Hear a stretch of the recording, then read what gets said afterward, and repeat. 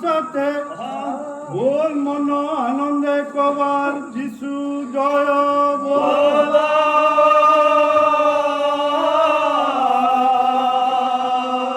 পিতা পুত্র পবিত্র আত্মাଙ୍କ প্রশংসাতে বল মন আনন্দে কবার যিশু জয় বল।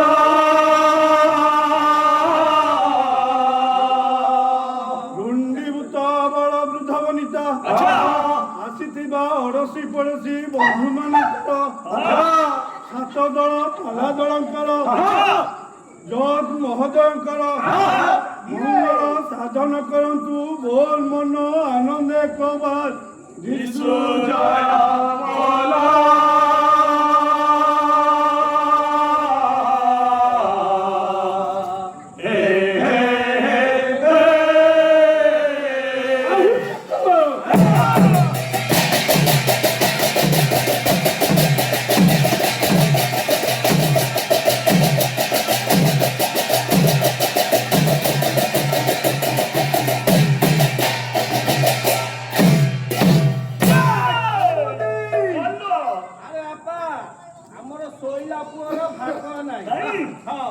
ତେଣୁକରି ଆଉ ସମୟ ନଷ୍ଟ ନ କରି ଗାୟକ ମହାଦେବ ଉପରେ ଡାକି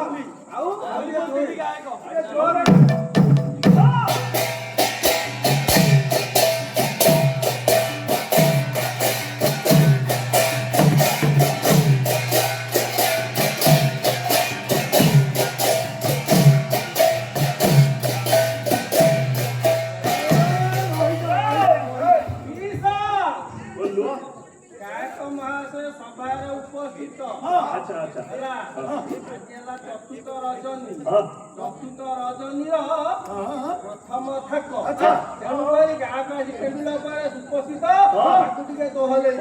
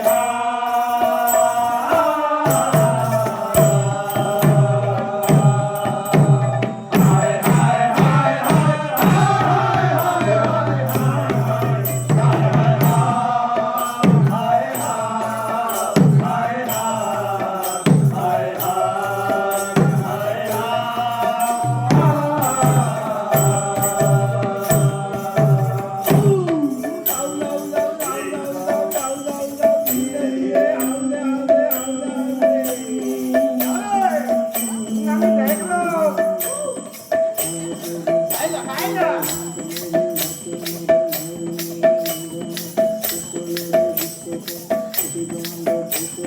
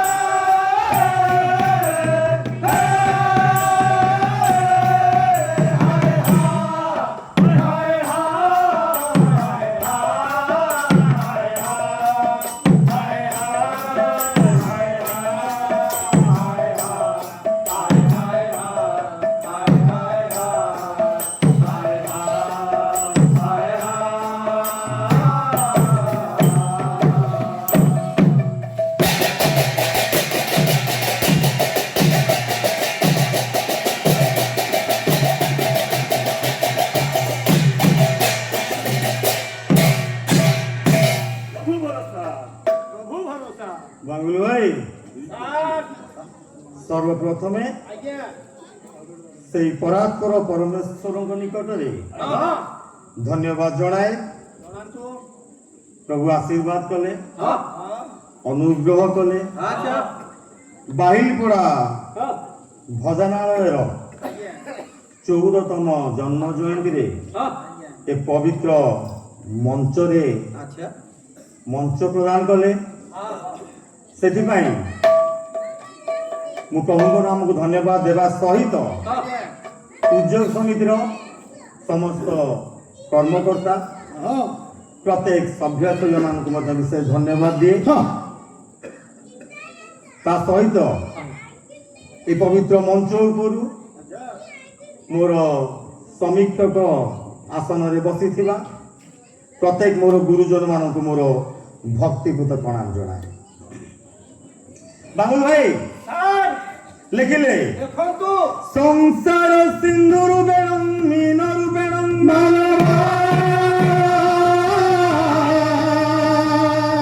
ଜଞ୍ଜାଳ ଜାଲରୁ ବେଣଂ କାଳରୁ ବେଣଂ ଦିବରା।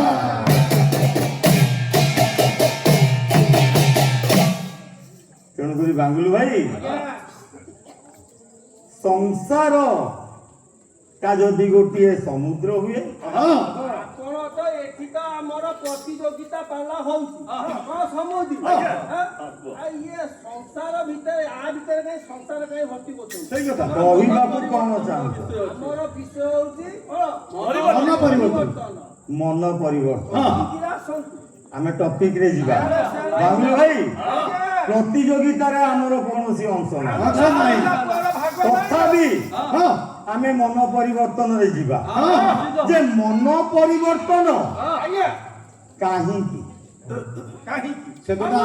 ସେଇ ମନ ପରିବର୍ତ୍ତନକୁ ଆସିବା ପୂର୍ବରୁ ମୁଁ ଏ ଶ୍ଲୋକଟି ପଢିଛି। ଏ ସଂସାରଟା ଯଦି ଗୋଟିଏ ସିନ୍ଧୁ ହୁଏ, ଏ ସଂସାରଟା ଯଦି ଗୋଟିଏ ସମୁଦ୍ର ହୁଏ, ସମୁଦ୍ର ମଧ୍ୟରେ ରହୁଥିବା ମାଛ ଗୁଡିକ ଆଜ୍ଞା କିଏ? ଆପଣ ମାନେ ଆଉ ମୁଁ, ଆମେ ସମସ୍ତେ ହଉଛେ ଗୋଟିଏ ଗୋଟିଏ ମୀନ ରୂପେଣ ମାନବା। ଏମାନେ ସବୁ ଯେତେ ଜଣ ସବୁ ବସିଛନ୍ତି ମାଛ ମାଛ ଆଚ୍ଛା ମାଛ ଧରିବାକୁ ହେଲେ ଜାଲ ଦରକାର। ନିଶ୍ଚିତ ଭାବରେ ମାଛ ଧରିବା ପାଇଁ ଆଜ୍ଞା ଗୋଟେ ଜାଲଟିଏ ଦରକାର। ତାହେଲେ ଏଠି ଜାଲଟି କିଏ? ଜଞ୍ଜାଳ ଜାଲ ରୂପେଣ। ଏ ଜଗତର ଜଞ୍ଜାଳ ମଧ୍ୟରେ ଆଜି ମନୁଷ୍ୟ ରୂପ କମିନ ଏ ପ୍ରକାର ଛୁଣ୍ଡି ହୋଇଛି। ଆଜ୍ଞା ସତ ଚେଷ୍ଟା କଲେ ମଧ୍ୟ ଆଜି ଜଞ୍ଜାଳ ମଧ୍ୟରୁ ବାହାରି ପାରୁନି। ବାପା ମାଙ୍କ ପାଇଁ ଆଜି ପିଲାମାନଙ୍କର ସମୟ ନାହିଁ। ବୁଢା ବାପାଟେ ବୁଢୀ ମାଟେ ଯଦି ତାର ପୁଅ କିମ୍ବା ଝିଅ ସହିତ କିଛି ସମୟ କଥା ହେବା ପାଇଁ ଚାହେଁ, ଯଦି ପୁଅକୁ ଡାକ ମାରେ, ପୁଅ କୁଆଡେ ବାହାରି ଯାଉଛି, ପୁଅ ଠିକ ଭାବରେ ସେ ବୁଢୀ ମାର ଡାକଟା ଶୁଣୁଥିବ, କିନ୍ତୁ ଆଜ୍ଞା ଗାଲେଇକି ଗାଡି ଧରିବା ସମୟ ନାହିଁ। ସମୟ କାହିଁକି ନାହିଁ? ଆଜ୍ଞା ଆଜି ସମସ୍ତେ ସେଇ ଅର୍ଥ ପଛରେ ଧାବମାନ କରୁଛନ୍ତି। ଆଜି ଜଗତର ଅର୍ଥ ପଛରେ, ଜଗତର ଜଞ୍ଜାଳ ପଛରେ, ଜଗତର ମୋହମାୟାରେ ଅନ୍ଧ ହୋଇ ଆଜି ମନୁଷ୍ୟ ସେ ଜଞ୍ଜାଳ ରୂପକୁ ଜାଲରୁ ବାହାରି ପାରୁନାହିଁ। ତେଣୁକରି ବାଙ୍ଗୁଲୁ ଭାଇ ଯଦି ଜାଲ ଅଛି ତାହେଲେ ପକେଇବାକୁ ଦିବର ସେ କିଏ?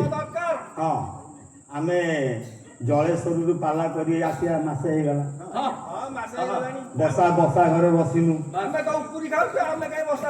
ତେଣୁକରି ତମର ଟିକେ ମନେ ପଡୁନି। ଆଚ୍ଛା ହଉ, ତାହେଲେ ସେଇ ଜାଲଟିକି ପକେଇବା ପାଇଁ ଗୋଟିଏ ଧୀବର ବା ଗୋଟିଏ କେଉଟ ଦରକାର। କିଏ ସେ କେଉଟ? ତାହେଲେ ସେ ଧୀବରଟି କିଏ? ଆଜ୍ଞା କାଳ ରୂପେଣ ଧୀବର। କାଳ କହିଲେ ଯମ, ଅର୍ଥାତ ମୃତ୍ୟୁ ରୂପକ ଧୀବର। ଜଞ୍ଜାଳ ରୂପକ ଜାଲରେ ମଣିଷ ରୂପକ ମାଛକୁ ଆଜି ଏ ପ୍ରକାର ଜାବୁଡିକି ଧରିଛି।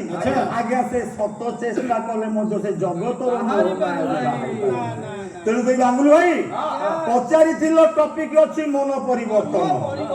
ଯେ ମନୁଷ୍ୟ ଯେତେବେଳେ ଈଶ୍ୱର ଯେତେବେଳେ ମନୁଷ୍ୟକୁ ସୃଷ୍ଟି କଲେ, ମୃତ୍ତିକାରେ ଗଢିଥିଲେ, ମାଟିରେ ସୃଷ୍ଟି କଲେ, ନାସିକା ରନ୍ଧ୍ରରେ ଫୁଙ୍କ ଦେଇ ଆମମାନଙ୍କର ପ୍ରାଣବାୟୁ ଦେଲେ, ଗୋଟିଏ ଛୋଟ ହୃଦୟଟି ଦେଲେ, ମନଟି ଦେଲେ। ଆଜ୍ଞା କଣ କୁଟ କପଟିଆ ମନଟି ଦେଇଥିଲେ ନା? ଯଦି ସେ ମନ ଥାନ୍ତା ତାହେଲେ ମନ ପରିବର୍ତ୍ତନ ଥାନ୍ତା କି? ତେଣୁ କରି ଯେତେବେଳେ ଆଦମ ଆଉ ହବା ଆମର ଆଦି ପିତା ମାତା ଈଶ୍ୱରଙ୍କର ଆଜ୍ଞାକୁ ଲଙ୍ଘନ କଲେ, ଈଶ୍ୱରଙ୍କ ବିରୁଦ୍ଧରେ ପାପ କଲେ, ସେଇ ଉଦ୍ୟାନ ଉଦ୍ୟାନରୁ ତଡ଼ା ଖାଇଲେ, ଈଶ୍ୱରଙ୍କର ସହିତ ଥିବା ଆମର ସମ୍ପର୍କ ଆଜ୍ଞା ଲଙ୍ଘନ ସକାଶୁ ବିଚ୍ଛିନ୍ନ ହେଲା। ତେଣୁ କରି ମନୁଷ୍ୟକୁ ମନ ପରିବର୍ତ୍ତନ କରିବା ପାଇଁ ପଡିବ। ପୁନର୍ବାର ସେଇ ମନକୁ ଈଶ୍ୱରଙ୍କ ନିକଟକୁ ନେଇକି ଯିବାକୁ ପଡିବ। ଆଦମ ହବାଙ୍କ ସହିତ ଈଶ୍ୱରଙ୍କର ଯୋଉ ସମ୍ପର୍କ ଥିଲା, ମନୁଷ୍ୟକୁ ପୁନର୍ବାର ସେଇ ସମ୍ପର୍କ ସ୍ଥାପନ କରିବା ପାଇଁ ପଡିବ। ତେଣୁ କରି ମନ ପରିବର୍ତ୍ତନର ଆବଶ୍ୟକତା ଅଛି। ଯୋହନ ଯୁବକ କହନ୍ତି যে মন পরিবর্তন করো, কারণ স্বর্গ রাজ্য সন্নিকট। স্বর্গ রাজ্য সন্নিকট। স্বর্গকু ଯିବା ପାଇଁ ହେଲେ ଆମକୁ ମନ ପରିବର୍ତ୍ତନ କରିବା ପାଇଁ ପଡ଼ିବ। ଯଦି ଆମେ ମନ ପରିବର୍ତ୍ତନ କରିଛେ ତାହେଲେ ତାର ଫଳ ଉତ୍ପନ୍ନ କରିବା ପାଇଁ ପଡ଼ିବ। ନୁହଁ ଯେ ମନ ପରିବର୍ତ୍ତନ କରିବା କେମିତି, ମନ ପରିବର୍ତ୍ତନ କାହା ପାଖରେ କରିବା, କିଏ ଆମକୁ ପରିତ୍ରାଣ ଦେବ? ଲେଖିଲେ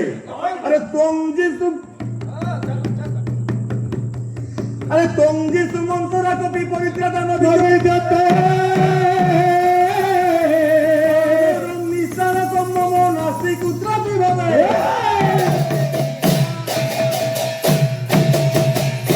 ଆଜ୍ଞା ପ୍ରେରିତ ପୁସ୍ତକ 4 ପର୍ବ ତାର 12 ପଦ। କାରଣ ତାହାଙ୍କ ଛଡା ଆଉ କାହା ନିକଟରେ ପରିତ୍ରାଣ ନାହିଁ। ଯିଏ ଆମମାନଙ୍କୁ ସମସ୍ତ ପାପରୁ ପରିତ୍ରାଣ ଦେବ, ଆକାଶ ମଣ୍ଡଳ ତଳେ ମନୁଷ୍ୟ ମାନଙ୍କ ମଧ୍ୟରେ ସେହି ନାମ କାହାରିକୁ ଦିଆ। ସେ ନାମ କିଏ? ତାହେଲେ ବାଙ୍ଗୁରୁ ଭାଇ ସେ ନାମଟି କଣ? ଆଜ୍ଞା ମାଥ୍ୟୁ ପ୍ରମାଣ କଲେ 1 ପର୍ବ 21 ପଦ। ଦେଖ ଜଣେ ବାଳକ ଜନ୍ମ ଗ୍ରହଣ କରିବେ, ଆଉ ତୁମେ ତାହାଙ୍କ ନାମ ଶିଶୁ ଦେବ, କାରଣ ସେ ଆପଣଙ୍କର ସମସ୍ତ ଲୋକଙ୍କୁ ପାପରୁ ପରିତ୍ରାଣ କରିବେ। ସେଇ ଯୀଶୁ ନାମ ହିଁ ଏକା ନାମ ଯିଏ ଆମମାନଙ୍କୁ ସମସ୍ତ ପାପରୁ ପରିତ୍ରାଣ ଦେବ। ତେଣୁ ସେଇ ନାମକୁ ଅନ୍ତର ମଧ୍ୟରେ ଭଜିଲେ, ସେଇ ନାମକୁ ସ୍ମରଣ କଲେ, ସେଇ ନାମରେ ଯଦି ଆମେ ବିଶ୍ୱାସ କରିବା ତାହେଲେ ଆମେ ପରିତ୍ରାଣ ପାଇବା। ତେଣୁ କରି ବାଙ୍ଗୁଲୁ ଭାଇ ପାଇଲିପଡ଼ା ନିବାସୀ ନାରୀ କବି, ଖ୍ରୀଷ୍ଟୀୟ ପାଲା ସମାଜରେ ଅନେକ ବଡ ବଡ କବି ଅଛନ୍ତି, ନୁହଁ ଅନେକ ସମ୍ମାନିତ କବି ଅଛନ୍ତି, କିନ୍ତୁ ଆଜ୍ଞା ନାରୀ କବି ହଉଛନ୍ତି ଜଣେ। ଗ୍ରାମର ଗର୍ବ, ଗ୍ରାମର ଗୌରବ। ଆଜ୍ଞା ସ୍ୱର୍ଗତା ସେଇ ପ୍ରତିଭା ରାଣୀ ଦାସ ଅତି ଆଦରର ମାମନତୀ, ଯାହାଙ୍କର ଲେଖା ଶୈଳୀ ଅତି ଉଚ୍ଚ କୋଟିର। ଯାହାଙ୍କ ପାଇଁ ବାହିଲିପଡ଼ା ମଣ୍ଡଳୀ ପାଲା ଦଳ ଆଜି ବାହାରେ ଯାଇକି ପ୍ରଭୁଙ୍କର ଗୌରବ କରିବା ସହିତ, ଈଶ୍ୱରଙ୍କର ପ୍ରଶଂସା କରିବା ସହିତ ଆଜ୍ଞା ଗ୍ରାମ ପାଇଁ ଗୌରବ ସାଉଁଟି ଆଣିଛନ୍ତି। ତେଣୁକରି ସେଇ ପିଇସିଙ୍କୁ ସ୍ମରଣ କରି ତାଙ୍କରି ଲେଖନୀ ମୁନରୁ ପଦ ଗାଇ ଆମମାନେ ଆମମାନଙ୍କର ତେଣୁକରି ଲେଖିଲେ କଣ ଲେଖିଲେ? ଆରେ ପାତ କି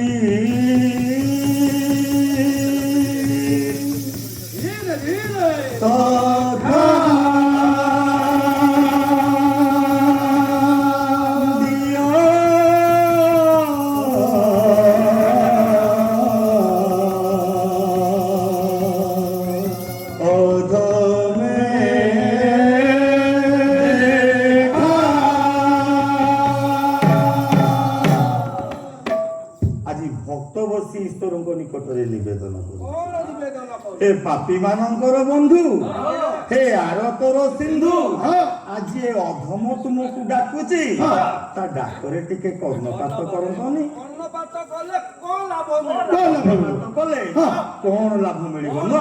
ଆରେ ଦେଖି ତବ ମୁଖ ଶିବୁଖ ମୟୁଖ, ଦେଖି ତବ ମୁଖ ଶିବୁଖ ମୟୁଖ, ଦୂରେ ଯାଉ ମହି ମୋହନ ଗୀତା ବାଦ କି ସଖା ପ୍ରିୟ ନବେ ଦେଖା।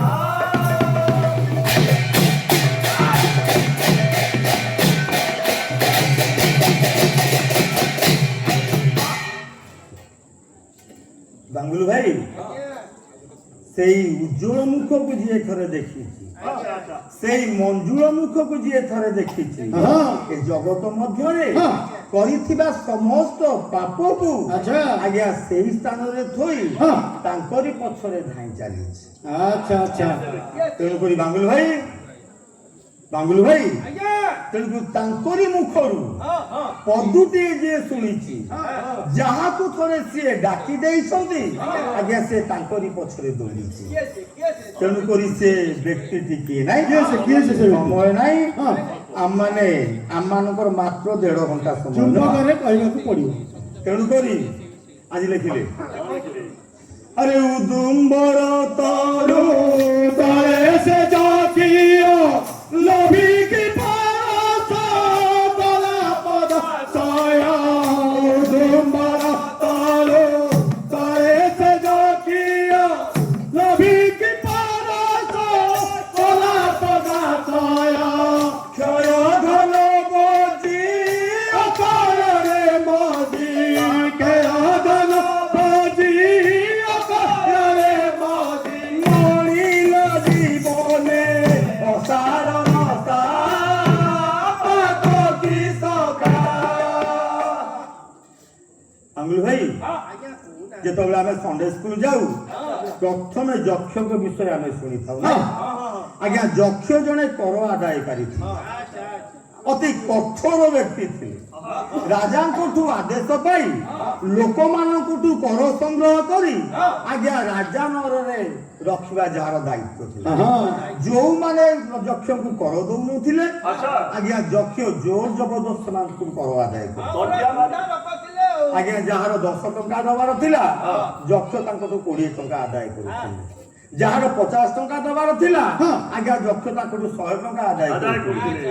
ଆଜ୍ଞା ଯିଏ ଦେଇ ପାରୁନଥିଲା, ଜବରଦସ୍ତି ତାଠାରୁ କର ଆଦାୟ କରୁଥିଲେ। ଆଜ୍ଞା ଯକ୍ଷଙ୍କର ଏହି ପ୍ରକୃତିରୁ, ଏହି କାର୍ଯ୍ୟରୁ ଆଜି ସମାଜ ତାଙ୍କୁ ପାପୀ ନାମରେ ନାମିତ ନାଇଁ। ଦିନକର ଘଟଣା, ଆଜି ଯେତେବେଳେ ଯକ୍ଷ ଶୁଣିବାକୁ ପାଇଛନ୍ତି ଯୀଶୁ ଜିରିହ ନଗର ଦେଇ ଆସୁଛନ୍ତି, ଆଜି ଆଜ୍ଞା ଯକ୍ଷଙ୍କ ମନରେ ଇଚ୍ଛା ଟିକେ ଜାଗ୍ରତ ହେଲା ଯେ ମୁଁ ଟିକେ ଯୀଶୁଙ୍କୁ କେମିତି ଦେଖିବି। କାହିଁକି?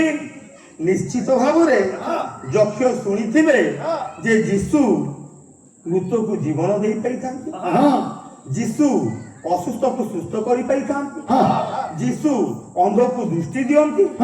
ତେଣୁକରି ଏଇ କଥା ଯେତେବେଳେ ସେ ଶୁଣିଥିବ, ଆଜ୍ଞା ତା ମନରେ ଇଚ୍ଛା ଜାଗ୍ରତ ହେଇଛି ଯୀଶୁ କିପରି ତାଙ୍କୁ ଦେଖିବା ପାଇଁ। ତେଣୁକରି ବାଙ୍ଗୁଲୁ ଭାଇ ଆଜି କରିଛନ୍ତି କଣ? ଆଜ୍ଞା ଡିମ୍ବିରି ବୃକ୍ଷରେ ଚଢି ଯାଇଛନ୍ତି।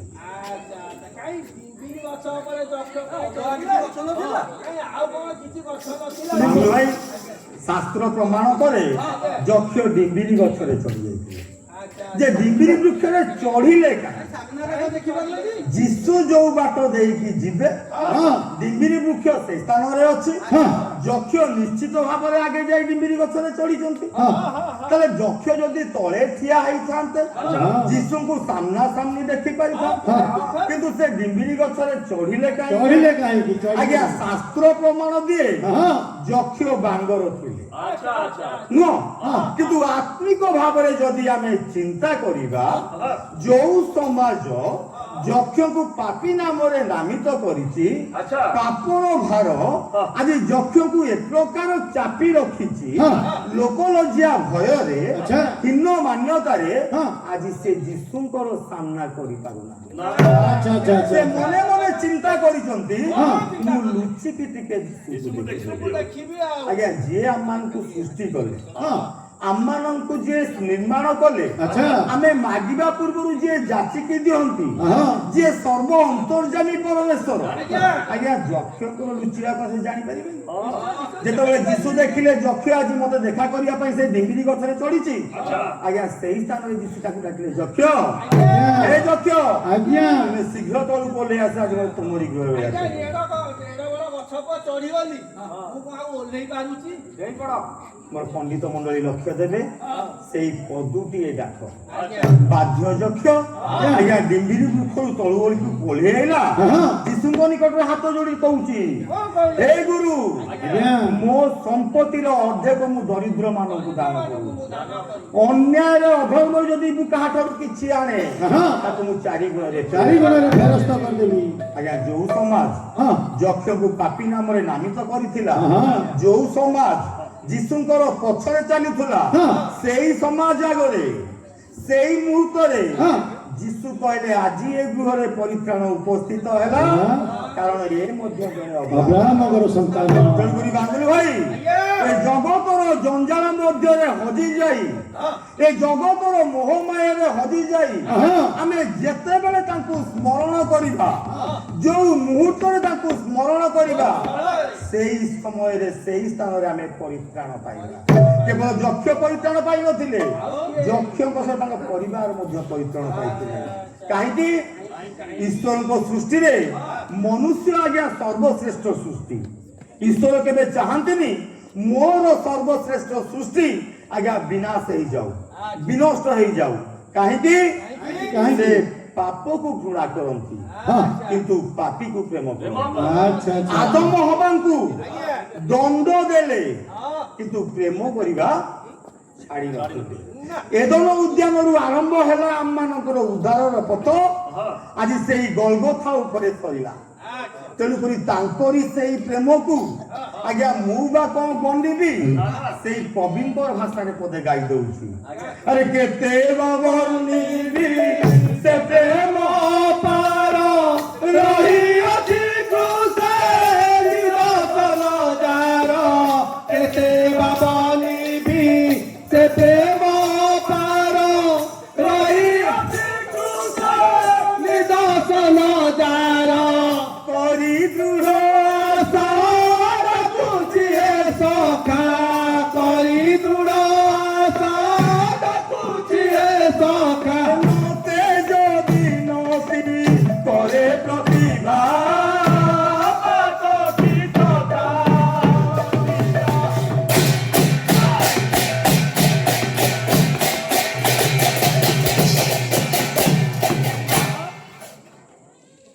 বাঙ্গুল ভাই কেতে বা বর্ণিবি সে প্রেম পার রহি অছি সে আজ্ঞা যৌবন 3 পর্ব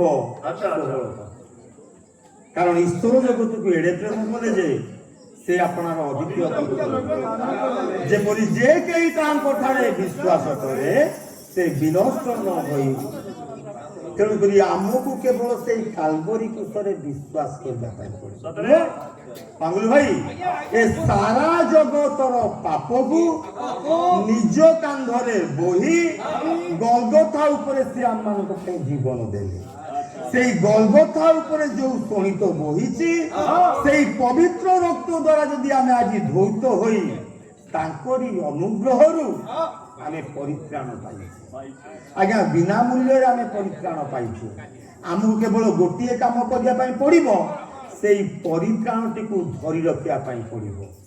কিন্তু মনুষ্য ଆମମାନଙ୍କର ପ୍ରକୃତି ହେଲା ବିନା ମୂଲ୍ୟରେ ଆମକୁ ଯାହା ମିଳିଥାଏ ଆଜ୍ଞା ତାହାର ଯତ୍ନ ଆମେ କରିନୁ। ନାଇଁ ଯଦି ମୂଲ୍ୟବାନ ମୂଲ୍ୟ ଦେଇକି ଯଦି ଗୋଟେ ଜିନିଷକୁ ଆଣୁ ମୂଲ୍ୟ ଦେଇକି ଯଦି ଗୋଟେ ପଥରକୁ ଆଣୁ ଆମେ ମୂଲ୍ୟ ଦେଇଛୁ ତାକୁ ସାଇତିକି ରଖିଥାଉ। କିନ୍ତୁ ବିନା ମୂଲ୍ୟରେ ମୂଲ୍ୟବାନ ଜିନିଷ ଯଦି ଆମେ ପାଉ ତଥାପି ତାର ଆମେ ସମ୍ମାନ କରିନଥାଉ। ଅନୁଗ୍ରହରେ ଆମମାନଙ୍କୁ ପରିତ୍ରାଣ ମିଳିଛି ସେଇ ପରିତ୍ରାଣକୁ ଆମକୁ ଧରି ରଖିବା ପାଇଁ ପଡିବ।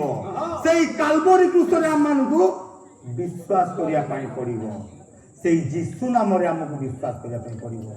ଯଦି ଆମେ ସେଇ ନାମରେ ବିଶ୍ୱାସ କରିବା, ତାଙ୍କଠାରେ ବିଶ୍ୱାସ କରିବା, ସେଇ କାଲବରୀ କ୍ରୁଶ ତଳେ ଅନୁତାପ ଅଶ୍ରୁଷ ଆଣ୍ଠୁ ଭାଙ୍ଗିବା, ଏ ଭବସାଗରରୁ ଆମେ ପାରି ହୋଇପାରିବା। କାଲବରୀର ସେ ଯେ ଅସୀମ ପ୍ରେମ ଭୁଲି ପାରୁନି ହେ ମୋର ଯୀଶୁ ରାଜନ। କାଲବରୀର ସେ ଯେ ଅସୀମ ପ୍ରେମ ଭୁଲି ପାରୁନି ହେ ମୋର ଯୀଶୁ ରାଜନ। କାଲବରୀର ସେ ଯେ ଅସୀମ ପ୍ରେମ ভুলি পারুনি হে মোর যীশু রাজন। কালবরীর যে অসীম প্রেম ভুলি পারুনি হে মোর যীশু রাজন। সেই রকত ঝরে আজি অন্তরে মোর, সেই রকত ঝরে আজি অন্তরে মোর। জানি তো নথিলি প্রভু যিশু সুন্দর। কালবরীর সে যে অসীম প্রেম ভুলি পারুনি হে মোর যীশু রাজন। কালবরীর সে যে অসীম প্রেম ভুলি পারুনি হে মোর যীশু রাজন। কালবরীর সে যে অসীম প্রেম ভুলি পারুনি হে মোর যীশু রাজন। পাপরে মোর বিতি যাଉଛି অনেক দিন, তথাপি মুহি ভুলি নথিলি তুমারি প্রেম। পাপরে মোর বিতি যাଉଛି অনেক দিন, তথাপি মুহি ভুলি নথিলি তুমারি প্রেম। তুম চরণে মুহি পাপ দেউছি ଥୋଇ, ତୁମ ଚରଣେ ମୁଇଁ ପାପ ଦେଉଛି ଥୋଇ। ପାପରେ ପତିତ ମୋର ଭଙ୍ଗା ଜୀବନ। କାଲବରୀର ସେ ଯେ ଅସୀମ ପ୍ରେମ ଭୁଲି ପାରୁନି ହେ ମୋର ଯୀଶୁ ରାଜନ। କାଲବରୀର ସେ ଯେ ଅସୀମ ପ୍ରେମ ଭୁଲି ପାରୁନି ହେ ମୋର ଯୀଶୁ ରାଜନ।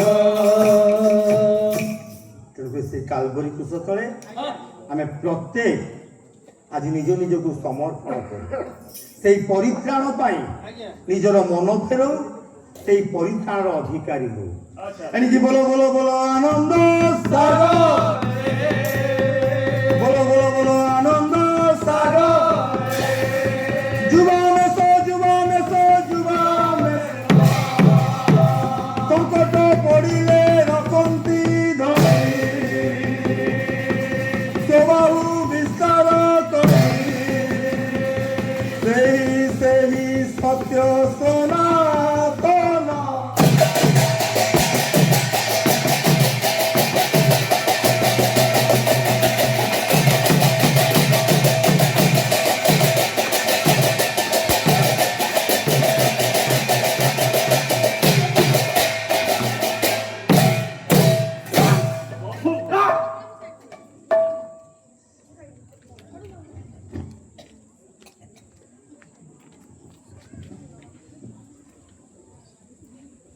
ଆମ ଗ୍ରାମର ଭଉଣୀ ଗୁଲବଦିନୀ ପ୍ରମାଣିକ ଅନୁଷ୍ଠାନକୁ 500 ଟଙ୍କା ପୁରସ୍କାର କରିଛନ୍ତି।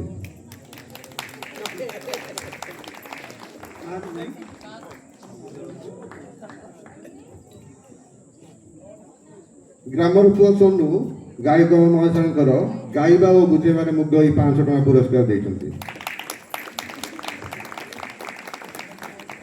ତା ସହିତ ଅନୁଷ୍ଠାନକୁ ବି 500 ଟଙ୍କା ପୁରସ୍କାର କରିଛନ୍ତି।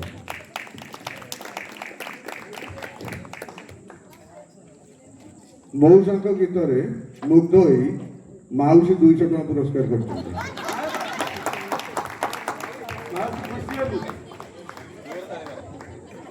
ଗ୍ରାମର ଭଉଣୀ ମାମଦୀ ଅନୁଷ୍ଠାନକୁ 1000 ଟଙ୍କା ପୁରସ୍କାର କରିଛନ୍ତି।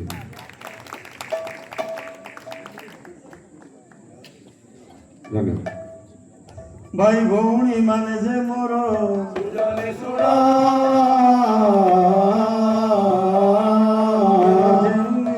ପହାର ସୁଜରେ ଚୋଡ଼ା ଭାଇ ମନ ହେଲା ଆନନ୍ଦିତ ସୁଜରେ ଚୋଡ଼ା କରନ୍ତୁ ଆଶିଷ ଦାନ ସୁଜରେ ଚୋଡ଼ା ଶୂନ୍ୟ ଭଣ୍ଡାର ହେଉଛେ ପୂର୍ଣ୍ଣ ସୁଜରେ ଚୋଡ଼ା ତେଣୁକରି ଯୋଉ ଭଉଣୀ ଭାଇ ମାନେ ଏ ଛୋଟ ଅନୁଷ୍ଠାନଟିକୁ ଉତ୍ସାହିତ କରିବା ପାଇଁ ଆମମାନଙ୍କୁ ଦାନ ଦେଇଛନ୍ତି ସେମାନଙ୍କୁ ଆଶୀର୍ବାଦ କରନ୍ତୁ। ଶୂନ୍ୟ ଭଣ୍ଡାର ପୁଣ୍ୟ ପୂର୍ଣ୍ଣ ହଉ। ସଦାବେଳେ ଏମିତି ପଇସା ଆମକୁ ଦେଉଥାନ୍ତୁ। ତେଣୁକରି ବାଙ୍ଗୁଲ ଭାଇ ଆଜ୍ଞା କହୁନାହାନ୍ତି ସମୟ ଖାଲି। ନାହିଁ ହେଲା ହଉଛନ୍ତି। ଅତି ସୁନ୍ଦର ସନ୍ଧ୍ୟା ନାଇଁ ଆମମାନେ ବାହିଲପଡ଼ା ମଣ୍ଡଳୀ ହଁ ଜନ୍ମ ଜୟନ୍ତୀ ପାଳନ କରୁଛେ। ହଁ ଉଦ୍ଦୀପନା ସଭା ମାଧ୍ୟମରେ ପାଳନ କଲେ, ସାଂସ୍କୃତିକ କାର୍ଯ୍ୟକ୍ରମ ମାଧ୍ୟମରେ ପାଳନ କଲେ, ହଁ ଆଜି ପାଲା ମାଧ୍ୟମରେ ପାଳନ କରୁଛେ ଶେଷ ନାଇଁ ହଁ। ଅତି ସୁନ୍ଦର ସନ୍ଧ୍ୟା। ହଁ ଯୋଉ ଉଦ୍ଦୀପନା ଆଜି ମଣ୍ଡଳୀ ଯେ ଆମେ ପାଳନ କରୁଛୁ ଆମମାନଙ୍କ ମଧ୍ୟରେ ଅଛି ତ, ମଣ୍ଡଳୀରେ ଅଛି ତ, ନା ଖାଲି ଆମେ ଉଦ୍ଦୀପନା ପାଳନ କରୁ, ଆମେ ଖାଲି ଧାରାବାହିକ ଖାଲି ଜନ୍ମ ଜୟନ୍ତୀ ବୋଲି ଆମେ ପାଳନ କରୁଛୁ। ସେଟା ତ ପରମ୍ପରାରେ ଅଛି ସେଟା ଖାଲି ପରମ୍ପରା ଅନୁସାରେ ଗଲେ ହବ ନାହିଁ। ଯଦି ମଣ୍ଡଳୀର ଉଦ୍ଦୀପନା ପାଳନ କରିବା ପାଇଁ ପଡେ ଆମ ନିଜ ମନରେ ଆଗେ ଉଦ୍ଦୀପନା ଜାଗ୍ରତ ହବା ଦରକାର। ମଣ୍ଡଳୀ ରୂପକ କନ୍ୟାକୁ ହଁ ଖ୍ରୀଷ୍ଟ ରୂପକ ମଣ୍ଡଳୀ ସହିତ ମିଶିବା ପାଇଁ ଆମକୁ ଯିବା ପାଇଁ ପଡିବ। ଆଚ୍ଛା। ମଣ୍ଡଳୀ କି ପ୍ରସ୍ତୁତ କରିବା ପାଇଁ ପଡିବ। ହଁ।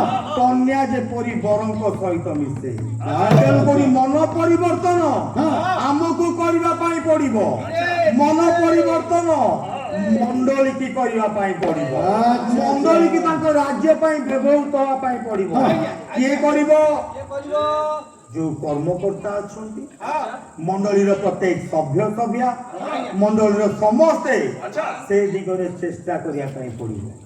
ଖାଲି ମଣ୍ଡଳୀର କର୍ମକର୍ତ୍ତା ଚାହିଁଲେ କରିପାରିବେନି। ନା। ପ୍ରତ୍ୟେକଙ୍କର ସାହାଯ୍ୟ ପ୍ରତ୍ୟେକଙ୍କର ସହଯୋଗ ନିତାନ୍ତ ଭାବରେ କାମ।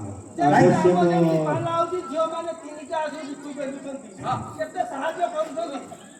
ତେଣୁକରି ଲେଖିଲେ କିଏ ସେ ଲେଖିଲେ? ଆଲୋ ମିତଣୀ ଧୀରେ ଧୀରେ ଧୀରେ ঈଶା ଦେଖ ଦେଖ ତମେ କୋଉଠି? ବେଦଲି ମୋରେ ଯିସୁ ଧୀରେ জনমিলেনি আলো বিতলি বেতলি মরে যিশু জনমিলেনি আলো বিতলি বেতলি মরে যিশু জনমিলেনি উপহার নেই আসুচন্তি ধাই উপহার নেই আসুচন্তি ধাই পণ্ডিতে যিশুଙ୍କୁ ভেটিবা পাই আলো ভিতরে বেতলে মরে যিশু জনমিলেনি আলো ভিতরে বেতলে মরে যিশু জনমিলেনি। ବାବୁ ଭାଇ ଆଜ୍ଞା ଯୀଶୁ ଖ୍ରୀଷ୍ଟ ଆଜ୍ଞା এই ଜଗତକୁ ଆମମାନଙ୍କ ନିମନ୍ତେ ଆସିଥିଲେ। ଆଜ୍ଞା ଆମମାନଙ୍କର ପାପର ଭାର ବୋହିବା ପାଇଁ ଆସିଥିଲେ। ବିଜୟ ରବିବାର ପାଳନ କଲେ ଗଧ ଉପରେ ଗଧ ଯେପରି ଭାର ବୁହେ ମାଲିକକୁ କିଛି କୁହେ ନାହିଁ ଏ ଜଗତର ଭାରକୁ ସେ ନିଜ ପିଠିରେ ବୋହି ସାରିଛନ୍ତି ଆସିବେ ରାଜା ବେଶରେ ନାଇଁ ସେ ରାଜା ବେଶରେ ଆସିବେ କଣ ପାଇଁ ଆସିବେ କଣ ପାଇଁ? ଆମମାନଙ୍କ ପାଇଁ ଆମମାନଙ୍କ ବିଚାର ପାଇଁ ଆସିବେ ତେଣୁକରି अरे ये जगत पाई से बरदान स्वर्गरु आसिले मोट भुवन ए जगत पाई से बरदान स्वर्गरु आसिले मोट भुवन प्रेममय से जे क्रोधरे धीर प्रेम तले से जे क्षमा पार प्रेममय से जे क्रोधरे धीर प्रेम कले से क्षमा पार तथापि जगत बुझिला नहीं तथापि जगत बुझिला नहीं तांकोरी से मोहा बलिदान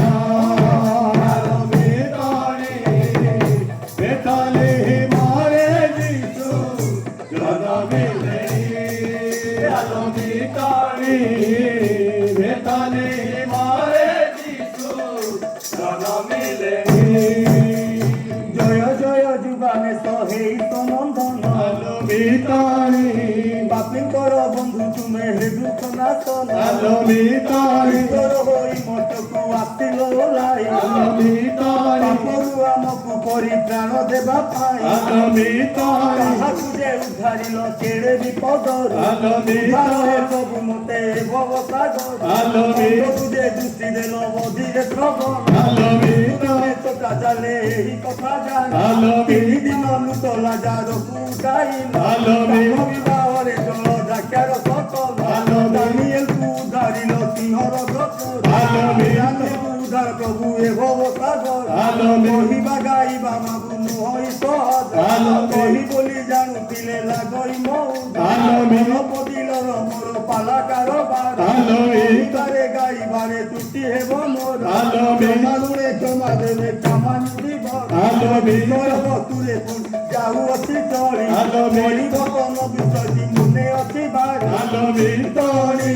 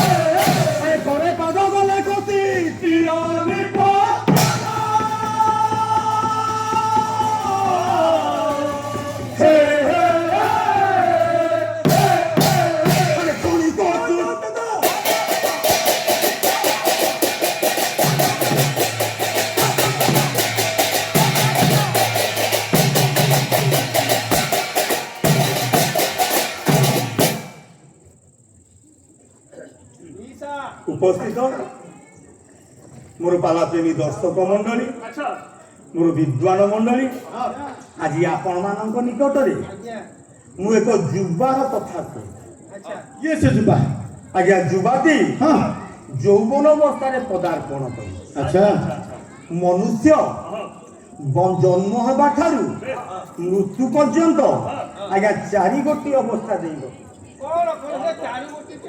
शिशु अवस्था एक किशोर अवस्था दुई যৌবন অবস্থা तीन বুধ चारि এই চারিটি অবস্থা মধ্যে আজ্ঞা যৌবন অবস্থা হচ্ছে সর্বশ্রেষ্ঠ অবস্থা अच्छा अच्छा अच्छा अच्छा अच्छा নাই পাঙ্গুলু ভাই যেতବେଳେ যৌবন অবস্থাରେ পুଅ কিংবা ଝିଅ ପରିବାରରେ ପ୍ରବେଶ କରନ୍ତି ବାପା ମାଙ୍କର ଟିକେ ଦାୟିତ୍ୱ ବୋଧ ଆସିଯାଏ ବାପା ମାଙ୍କର ସେଇ ପିଲାମାନଙ୍କ ପ୍ରତି ଗୁରୁତ୍ୱ ଟିକେ ବଢିଯାଏ କାହିଁକି ସେଇ ଯୌବନ ସମୟ କବି କହୁଛନ୍ତି ଏକ ଖସୁଡା ସମୟ अच्छा अच्छा अच्छा अच्छा ଆଜ୍ଞା ପୋଖରୀ ତୁଠରେ ହଁ ଘଷା ପଥରରେ ଶିଉଳି ଲାଗିଥିବ ଯଦି ଗୋଡ଼ଟି ଅସାଧାରଣତଃ ଆପଣ ଘଷିବା ପାଇଁ ଯିବେ ଆଜ୍ଞା ଗୋଡ଼ଟି ଯେପରି ଶିଉଳିରେ ଖସିଗଲେ ପୋଖରୀରେ ବୁଡ଼ିଯିବେ ଆଜି ଯୌବନ ହଉଛି ଆଜ୍ଞା ସେଇପରି ଠିକ ଖସିବା ଆଚ୍ଛା ଆଚ୍ଛା ଆଚ୍ଛା ଥରେ ଯଦି ପାଦ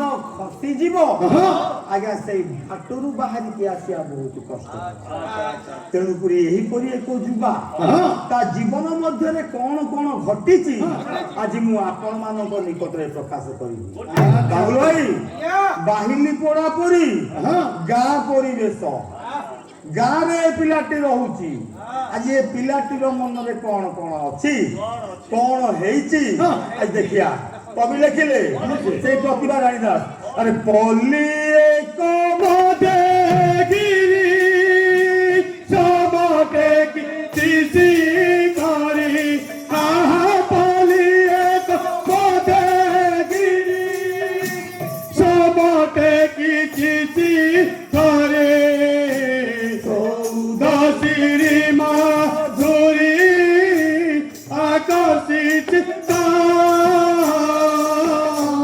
চৌদাশিরি মাধুরী আকাশিত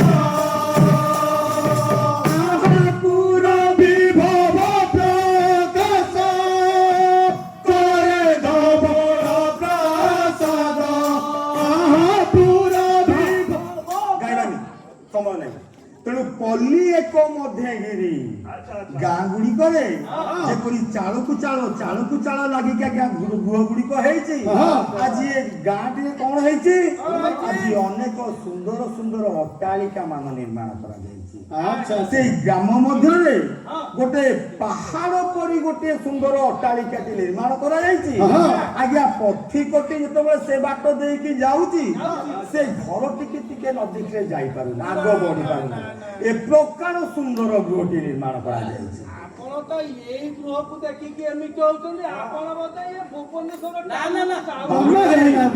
ଆମେ ପ୍ରତିଯୋଗିତା ପାଲାରେ ଭାଗ ନେଇନେ ଆମର ଆଳି ଅଳଙ୍କାର ଦେଖା ମାନେ ଦରକାର ନାହିଁ ତେଣୁ କରି ଆମେ ଆଳି ଅଳଙ୍କାରକୁ ଯିବା ନାହିଁ ତେଣୁ ଖାଲି କହିଦଉଛି ଅମ୍ବିକା ବିଳାସ ଅନୁପ୍ରାସରେ କବି ବଦ୍ରନାଥ କଣ ଲେଖିଲେ? ବଡ଼ଜେନା ଅମୂଲ୍ୟତର ଆଗାର ମୁଁ ଆଜ୍ଞା ଗାଇବି କେବଳ ଗାଁଟିକୁ ଆମର ଯେ ପ୍ରକାର ଜଙ୍ଗଲ ଘେରି ରହିଛି ଦେଖିଛ କେତେ ସୁନ୍ଦର ପରିବେଶକୁ ଥଣ୍ଡା ରଖୁଛି ନାଇଁ ଏପଟେ ପାହାଡ ଜଙ୍ଗଲ ଅତିକେ ଲାଇଟ୍ କେତେ ସୁନ୍ଦର ଦେଖାଯାଉଛି ଅରଣ୍ୟ ବର୍ଣ୍ଣନା ଟିକେ ଦବା କବି ସମ୍ରାଟ ଉପେନ୍ଦ୍ର ଭଞ୍ଜ ମାଳ ଜମକ ଅରଣ୍ୟ ବର୍ଣ୍ଣନା ବୃହତ୍ ଭାନୁ ଭାନୁ ଭାନୁ ଆହା ବୃହତ୍ ଭାନୁ ଭାନୁ ଭାନୁ ବୃହତ୍ ଭାନୁ ଭାନୁ ଭାନୁ ପ୍ରଭାତାପନା হে বৃহৎ ভানু ভানু ভানু আহা বৃহত্তম রমা বৃহত্তম রমা বৃহত্তম রমা রতি রতা ঝরি বৃহৎ ভানু ভানু ভানু আজ্ঞা বৃহৎ ভানু কইলে সূর্য ভানু কইলে সূর্যଙ୍କର କିରଣ ଭାନୁ କହିଲେ ଆଜ୍ଞା ଅଗ୍ନି ସଦୃଶ୍ୟ ସୂର୍ଯ୍ୟଙ୍କର ପ୍ରଖର କିରଣ ଆଜି ସେଇ ଗ୍ରାମ ଚାରିପଟେ ବେଷ୍ଟିତ ଥିବା ଅରଣ୍ୟ ମଧ୍ୟରେ ସ୍ଥଳଭାଗ ଛୁଇଁପାରୁ କାହିଁକି ଛୁଇଁ ପାରୁନାହିଁ ତମାଳ ଲତା ଗୁଡ଼ିକରେ ମାଳତୀ ଲତା ତମାଳ ବୃକ୍ଷ ଗୁଡ଼ିକରେ ମାଳତୀ ଲତା ଗୁଡ଼ିକ ଏ ପ୍ରକାର ଘଞ୍ଚ ଭାବରେ ଅଛନ୍ତି ଆଜି ସୂର୍ଯ୍ୟଙ୍କର ପ୍ରଖର ତେଜ ସେଇ ମାଳତୀ ଲତାକୁ ଭେଦ କରି ଏକା ସ୍ଥଳଭାଗ ଛୁଇଁପାରୁ ଏହିପରି ଏକ ଗାଁରେ ଅତି ସୁନ୍ଦର ଅଟ୍ଟାଳିକାଟେ ନିର୍ମାଣ କରାଯାଇଛି ଆଜି ସେଇ ଅଟ୍ଟାଳିକାରେ ରହୁଛନ୍ତି କିଏ ବାପା ଆଉ 2 ଜଣ ପୁଅ ବାପା ରହୁଛନ୍ତି ସମୁଦି 2 ଜଣ ପୁଅ ଆଉ ତାଙ୍କ ମମି ଶାସ୍ତ୍ରରେ ସେମିତି ପ୍ରମାଣ ନାହିଁ ତାଙ୍କ ମା ନିଶ୍ଚିତ ଭାବରେ ଥିବେ ହୋଇପାରେ ମରି ଯାଇଥିବେ ତେଣୁକରି ଶାସ୍ତ୍ରରେ ପ୍ରମାଣ ନାହିଁ ତେଣୁକରି ଯୋଉ 2 ପୁଅ ଅଛନ୍ତି ଆଜି 2 ପୁଅ କରୁଛନ୍ତି କଣ କଲେ ବଡ ଭାଇ ଆଜ୍ଞା କୃଷି କାର୍ଯ୍ୟରେ ସଦାବେଳେ ରତ ଅଛି ସାନ ଭାଇଟି କରିଛି କଣ ସାଙ୍ଗ ମା ସାଥୀ ମାନଙ୍କ ସହିତ ଆଜ୍ଞା ସଦାବେଳେ ଖେଳିବାରେ ବ୍ୟସ୍ତ ଆଜ୍ଞା ସେ ଘରେ ସଦାବେଳେ ଶାନ୍ତି ଲାଗିଛି। ଆଚ୍ଛା ବଡ଼ ଭାଇ ଦିନରାତ କ୍ଷେତରେ କାର୍ଯ୍ୟ କଲେ ମଧ୍ୟ, ସାନ ଭାଇ ସାଙ୍ଗମାନଙ୍କ ସହିତ ଖେଳିଲେ ମଧ୍ୟ ଆଜ୍ଞା ସାଧାରଣ ଗ୍ରାମର ଗୋଟେ ପରିବାର ଟିକେ ନବା। ଆଚ୍ଛା ଯଦି ଗୋଟେ ପରିବାରରେ ଦି ଭାଇ ଅଛନ୍ତି, ଗୋଟେ ଭାଇ ବାପା ସାଙ୍ଗରେ କାର୍ଯ୍ୟ କରୁଛି, ଗୋଟେ ଭାଇ ଖାଲି ବୁଲୁଛି, ଆର ଭାଇଟା କମ୍ପ୍ଲେନ କରିବ ନା ନାହିଁ? ଆର ଭାଇଟା ବାଦ କରିବ ନା ନାହିଁ? କିନ୍ତୁ ଏ ପରିବାରରେ ସେ ବାଦ ନାହିଁ। କାହିଁକି? କାହିଁକି? ଆରେ ନଥାଏ ବିଷାଦ ସେ ପୋରେ ସଦା ଶାନ୍ତି ଆନନ୍ଦ ଶାନ୍ତି ଆନନ୍ଦରେ ପୂଜରେ ସଦା ଶାନ୍ତି ଆନନ୍ଦ ଆରେ ଧୀରା ଜୟ ପ୍ରତି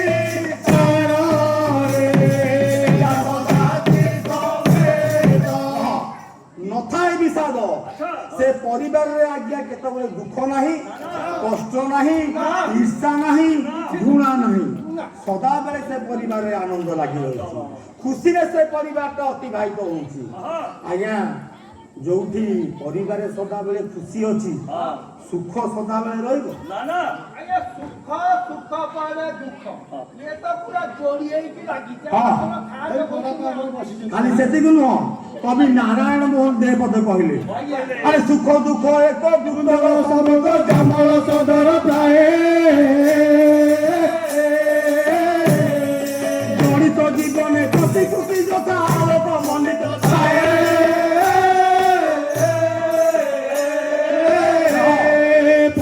ପତର ଅଗିଆରେ ଭଲ ବାଉଁଶ ପତର ଅଗି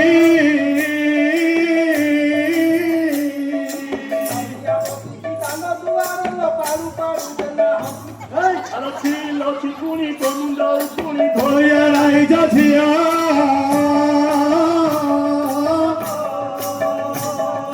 ପାଟି ପେଟ ପାଇ କାମୁଡ଼ା ମନାବା ତାକୁ ମୁଁ ବନ୍ଦ କଲି। ତମେ ଆମ ଦଳରେ ପର୍ବତ ଉପରେ ଧାନ ଶୁକେଇଲି ପବନ ଉଡେଇ ନେଲା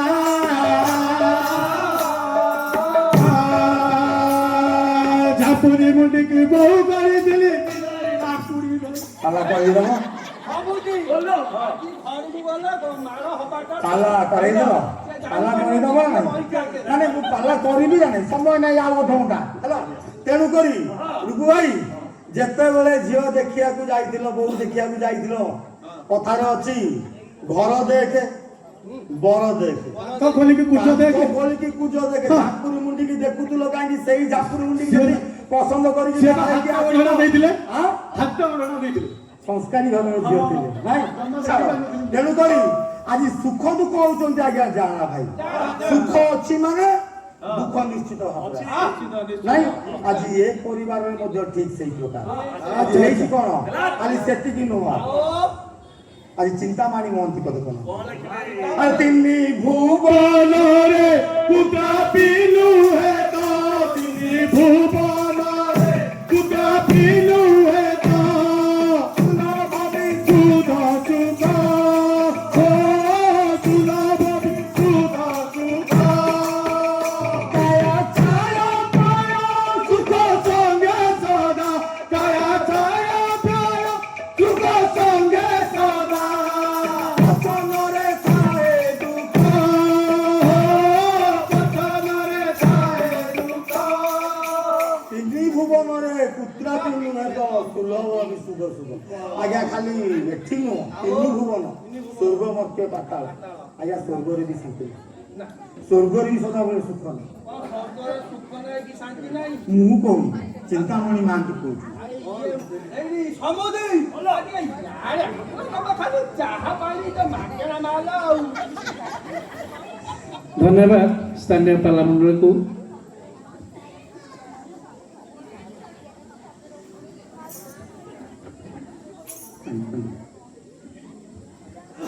ଆଶ୍ରୟପୁର ମଣ୍ଡଳୀର ପୂର୍ବତନ ସମ୍ପାଦକ ଜିତେନ୍ଦ୍ର ମହାପାତ୍ର ସେ ଗାୟକଙ୍କର ଗାଇବାରେ ଆଉ ବୁଝେଇବାରେ ମୁଗ୍ଧ ହୋଇ 500 ଟଙ୍କା ପ୍ରଦାନ କରିଛନ୍ତି।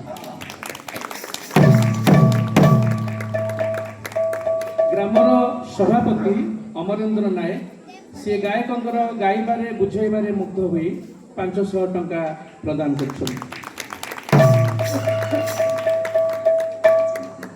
ଗ୍ରାମର ବୟୋଜ୍ୟେଷ୍ଠ କମଳ ପ୍ରକାଶ ଦାସ ସିଏ ଗାୟକଙ୍କର ଗାଇବାରେ ଆଉ ବୁଝେଇବାରେ ମୁଗ୍ଧ ହୋଇ 500 ଟଙ୍କା ପ୍ରଦାନ କରିଛନ୍ତି।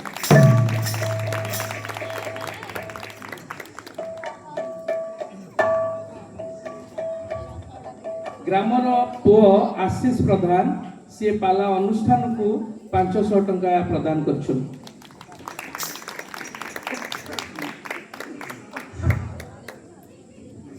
ଗ୍ରାମର ଭାଇ ଶିଶିର କୁମାର ସାମଲ ସିଏ ଗାୟକଙ୍କ ଗାଇବାରେ ଆଉ ବୁଝାଇବାରେ ମୁଗ୍ଧ ହୋଇ 500 ଟଙ୍କା ପ୍ରଦାନ କରିଛନ୍ତି ଏବଂ ପାଲା ଅନୁଷ୍ଠାନକୁ 1000 ଟଙ୍କା ପ୍ରଦାନ କରିଛନ୍ତି।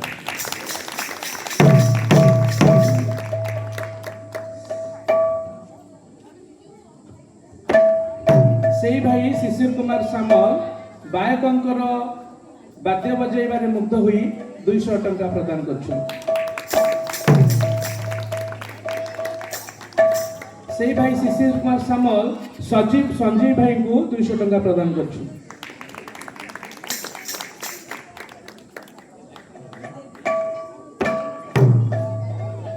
ଗ୍ରାମର ଭାଇ ଦେବେନ୍ଦ୍ର ନାୟକ ପାଲା ଅନୁଷ୍ଠାନକୁ 1000 ଟଙ୍କା ପ୍ରଦାନ କରିଛନ୍ତି।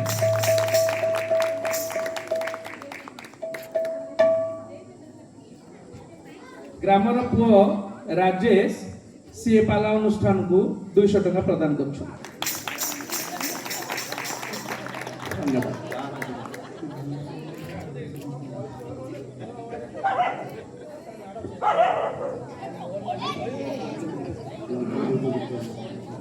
ତେଣୁକରି ପ୍ରତ୍ୟେକଙ୍କୁ ବିଶେଷ ଧନ୍ୟବାଦ। ମୋ ପରି ଅଯୋଗ୍ୟ କଳାକାରକୁ ଆପଣମାନେ ଉତ୍ସାହିତ କରିବା ପାଇଁ ମୋତେ ସମ୍ମାନ ଦେଲେ, ଦାନ ଦେଲେ, ମୁଁ ଆପଣମାନଙ୍କ ନିକଟରେ ଆଭାରୀ। ଧନ୍ୟବାଦ। ଆପଣଙ୍କ ଆଶୀର୍ବାଦ କରନ୍ତୁ। ଯିଏ ଆପଣର ସବୁ ହେବେ ପର, କେହି ସଙ୍ଗତେ ରହିବେ ନାହିଁ ରେ, କେହି ସଙ୍ଗତେ ରହିବେ ନାହିଁ। ଓ ମାଟିର ମଣିଷ ମାଟିରେ ମିଶିବ, ମାଟିର ମଣିଷ ମାଟିରେ ମିଶିବ, ମାଟିର ମଣିଷ ମାଟିରେ ମିଶିବ, ମାଟିର ଚିରଦିନ ତ ରହିବ ନାହିଁ। ଯିଏ ଆପଣର ସବୁ ହେବେ ପର, ଆପଣର ସବୁ ହେବେ ପର, କେହି ସଙ୍ଗତେ ରହିବେ ନାହିଁ ରେ, କେହି ସଙ୍ଗତେ ରହିବେ ନାହିଁ। ଓ ମାଟିର ମଣିଷ ମାଟିରେ ମିଶିବ, ମାଟିର ମଣିଷ ମାଟିରେ ମିଶିବ।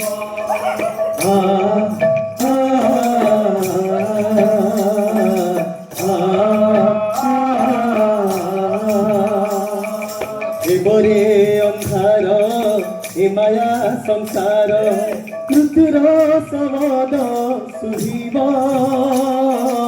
ଏବରେ ଅନ୍ଧାର ଏ ମାୟା ସଂସାର, ମୃତ୍ୟୁର ଶବଦ ଶୁଭିବ। ମରିବାର ପାଇଁ ଖୋଜିବୁଲୁ ତୁହି, ତ ନିଜଠୁ ସେ ଚାଲିଯିବ। ମରିବାର ପାଇଁ ଖୋଜିବୁଲୁ ତୁହି, ତ ନିଜଠୁ ସେ ଚାଲିଯିବ। ଜଗତ ସମ୍ପଦ ତତେ କି ରଖିବ, ଜଗତ ସମ୍ପଦ ତତେ କି ରଖିବ, ଜଗତ ସମ୍ପଦ ତତେ କି ରଖିବ, ଜଗତ ସମ୍ପଦ ତତେ କି ରଖିବ। ସବୁ ହରାଇ ବସିଛୁ ଏକାରେ, ସବୁ ହରାଇ ବସିଛୁ ଏକା। ଓ ମାଟିର ମଣିଷ ମାଟିରେ ମିଶିବ, ମାଟିର ମଣିଷ ମାଟିରେ ମିଶିବ।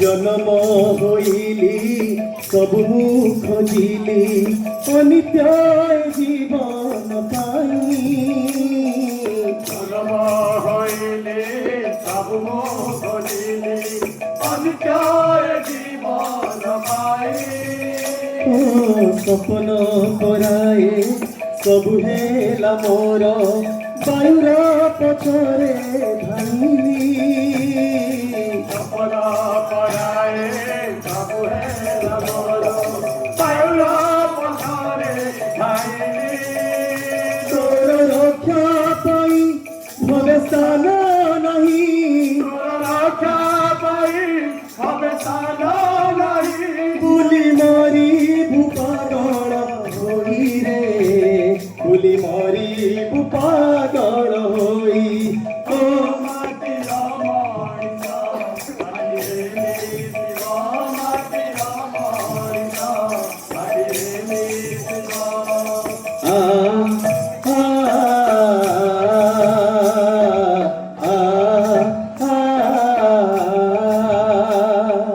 କାହାକୁ କହିବି ମନ କଥା ମୋର ନାହିଁ କେ ଶୁଣିବାର ପାଇଁ କାହାକୁ କହିବି ମନ କଥା ମୋର ନାଇଁ କେ ଶୁଣିବାର ପାଇଁ ସରୁ ଝରୁଛି ତାର କଥାଧାର ଯିଶୁ ନାମ ସେ ଭାବଗ୍ରାହୀ ସୁତରୁ ଝରୁଛି ଯାର ପଥଧାର ଯୀଶୁ ନାମ ସେ ଭାବ ଗାଇ ଯିଶୁ ଏକା ମୋର ଗଳାର ହାର ଏକା ମୋର ଗଳାର ହାର ସେହି ଏକା ମୋ ଜୀବନ ସାଥିରେ ଯିଶୁ ରହିବେ ମୋ ସାଥି ହୋଇ ଓ ମାଟିର ମଣିଷ ମାଟିରେ ମିଶିବ ମାଟିର ମଣିଷ ମାଟିରେ ମିଶିବ ଆ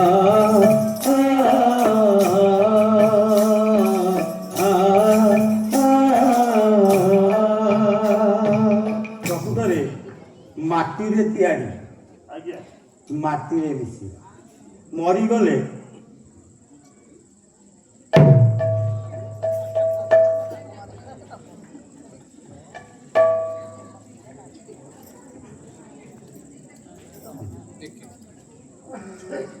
ଗ୍ରାମର ବୈଜ୍ୟେଷ୍ଠ ସୁରେନ୍ଦ୍ର ପାଟ୍ସାଣୀ ସିଏ ଗାୟକଙ୍କର ଗାଇବାରେ ବୁଝେଇବାରେ ମୁଗ୍ଧ ହୋଇ 500 ଟଙ୍କା ପ୍ରଦାନ କରିଛନ୍ତି ଆଉ ପ୍ରଭୁଙ୍କ ମହାନାମକୁ ଧନ୍ୟବାଦ ଦେଇଛନ୍ତି।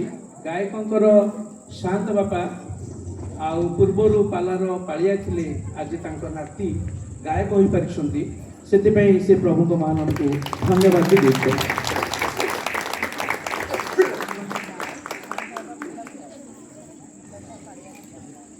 ଗ୍ରାମର ଭାଇ ଜିତେନ୍ଦ୍ର ନାୟକ ସିଏ ପାଲାର ଅନୁଷ୍ଠାନକୁ 1000 ଟଙ୍କା ପ୍ରଦାନ କରୁଛନ୍ତି।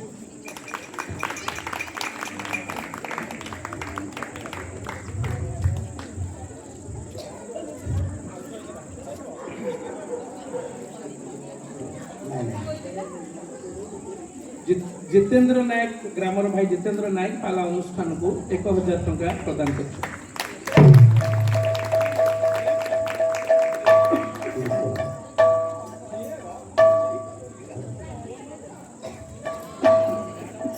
ଜଣେ ମା ଗାୟକଙ୍କୁ 500 ଏବଂ ଅନୁଷ୍ଠାନକୁ 500 ଟଙ୍କା ପ୍ରଦାନ କରୁଛନ୍ତି।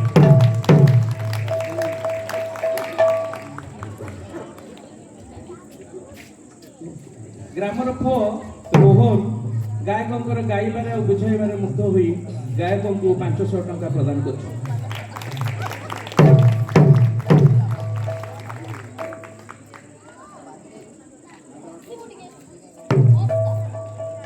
ଗ୍ରାମର ପୁଅ ନିଖିଲ ପାଲା ଅନୁଷ୍ଠାନକୁ 500 ଟଙ୍କା ପ୍ରଦାନ କରୁଛନ୍ତି।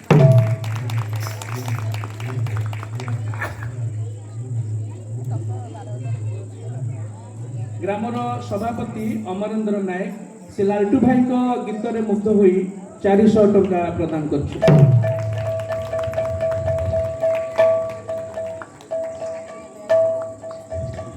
ଆଉ ଜଣେ ଗ୍ରାମର ଭାଇ ସିଏ ପିପୁନା ଭାଇଙ୍କୁ 100 ଟଙ୍କା ଦେଇଛନ୍ତି ଏକ ଗୀତ ଗାଇବା ପାଇଁ ଅନୁରୋଧ କରିଛନ୍ତି।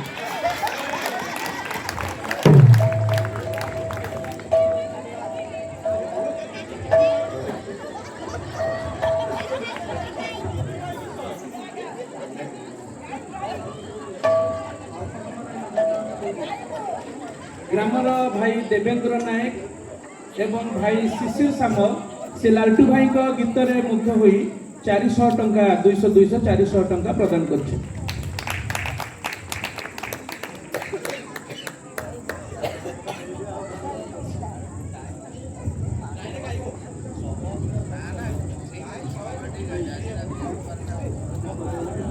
ଗାୟକଙ୍କର ଗାଇବାରେ ବୁଝାଇବାରେ ମୁଗ୍ଧ ହୋଇ ଗ୍ରାମର ଜଣେ ଭାଇ 500 ଟଙ୍କା ପ୍ରଦାନ କରିଛନ୍ତି।